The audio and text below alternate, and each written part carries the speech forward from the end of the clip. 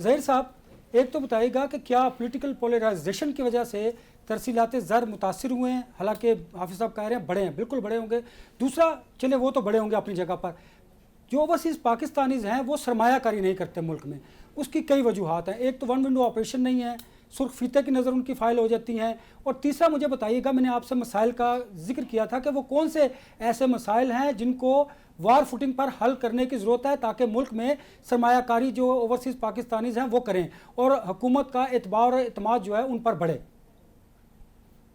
سب سے پہلے تو سر اس کے اندر جو ضروری چیز ہے وہ لا اینڈ آرڈر ہے۔ دنیا کے اندر کوئی ایسا ملک نہیں ہے جہاں آپ کی پراپرٹی، آپ کے مسائل، آپ کے بنیادی حقوق کو جو ہے وہ سلب کیا جائے۔ پاکستان ایک واحد ملک ہے، سوری ٹو سے دیٹ، کہ جہاں ہم اپنی ہی پراپرٹی، اپنی انہیریٹیج پراپرٹی، اپنے پیسے لگا کر وہاں سے ہم تکلیفیں لیتے ہیں، اور ہمارا جو ڈالر کے اندر ہم وہاں انویسٹ کرتے ہیں وہ 10 سال کے بعد ڈالر وہاں ہی رہتا ہے، کیونکہ جس طرح سے روپے کی قیمت کم ہو رہی ہے۔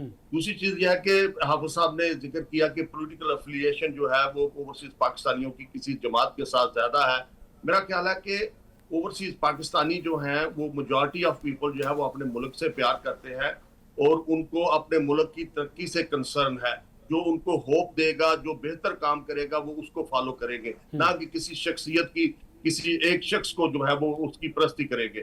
اور یہ حال میں ہم نے ثابت بھی کیا ہے کہ کس طریقے سے اوورسیز پاکستانی جو ہے وہ اپنی ریاست کے ساتھ کھڑے ہیں۔ نو میٹر وٹ ہمارا یہ نعرہ ہے کہ پہلے ریاست پھر سیاست، اور پاکستان کی جو سیاسی جماعتیں ہیں ان کے اوپر پابندی ہونی چاہیے اوورسیز پاکستانیوں کے اندر کام کرنے کی۔ انڈیا کی کوئی سیاسی جماعت کام نہیں کرتی ہے، بنگلہ دیش کی کوئی سیاسی وہاں یہ انفراسٹرکچر نہیں ہے۔ صرف پاکستان ایک واحد ملک ہے جہاں اوورسیز پاکستانیوں کے اندر سیاسی جماعتوں نے تفرقے ڈالے ہوئے ہیں۔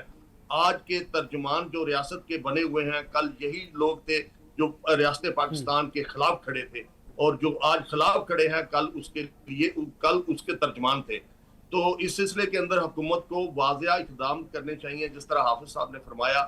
ان کے دور میں ہی ہم نے اپنی جدوجہد کا آغاز کیا تھا، جب یہ نیو یارک میں تشریف لائے تھے۔ انہوں نے بہت کام کیا، اور اوورسیز پاکستانیوں کے اندر، خاص کر کے نیو یارک کے اندر، یہ جو اوورسیز رائٹس کے لیے اوورسیز پاکستانی گلوبل فاؤنڈیشن ہے، یہ انہی کا لگایا ہوا پودا ہے۔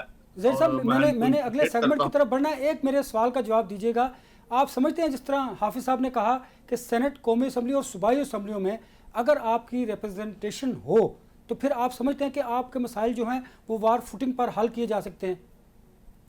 یہ بہت ضروری چیز ہے سر، اس کا یہ درینہ مطالبہ ہے ہم لوگوں کا، اوورسیز پاکستانیوں کا، کہ ہماری نمائندگی، ہمارے جو فیصلے ہوتے ہیں وہ ہمارے نمائندے کریں۔